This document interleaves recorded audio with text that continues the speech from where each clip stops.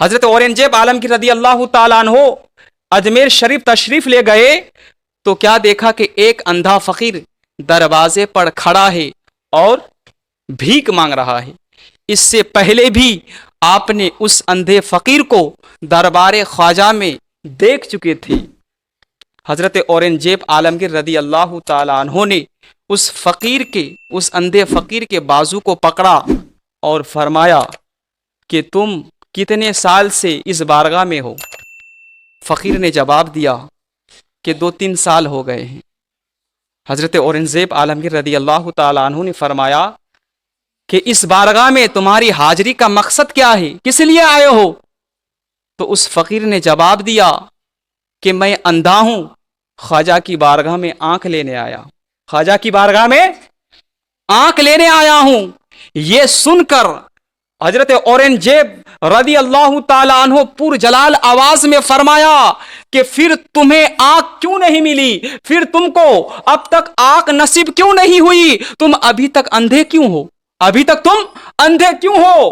اے اندھا فقیر، اے اندھے فقیر، کان کھول کر سن لے، میں ہندوستان کا بادشاہ اورنگزیب ہوں اور خواجہ کی قبر شریف پر فاتحہ پڑھنے مزار شریف کے اندر جا رہا ہوں، اور جب میں فاتحہ پڑھ کر واپس آؤں تو تیری آنکھ نظر آنی چاہیے، اور اگر تو اندھا ہی رہا تو میں تجھے اس تلوار سے قتل کر دوں گا، اس تلوار سے تجھے قتل کر دوں گا۔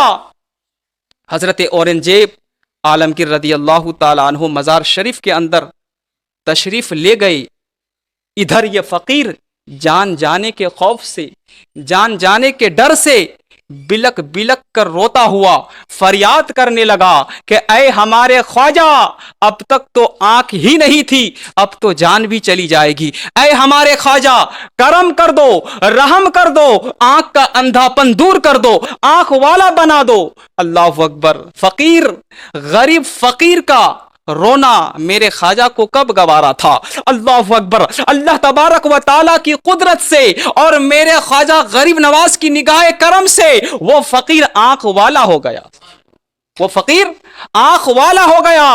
حضرت اورنگزیب رضی اللہ تعالیٰ عنہ جب فاتحہ پڑھ کر اور دعا مانگ کر جب باہر تشریف لائے تو کیا دیکھتا ہے کہ وہ اندھا فقیر اب اندھا نہیں تھا بلکہ آنکھ والا ہو چکا تھا، آنکھ والا بن چکا تھا۔ تو کسی شاعر کیا ہی خوب فرماتا ہے کہ خواجہ ہند وہ دربار ہے اعلیٰ تیرا، خواجہ ہند وہ دربار ہے اعلیٰ تیرا، کبھی محروم نہیں مانگنے والا تیرا۔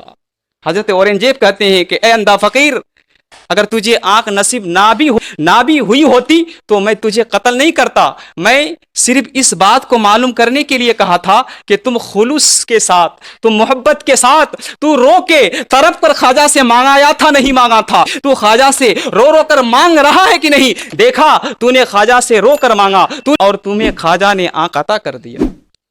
تو اگر کوئی حضرات جاتے ہیں اور اگر اس کی دعا قبول نہیں ہوتی ہے تو وہ مانگنے والے کی کمی ہے۔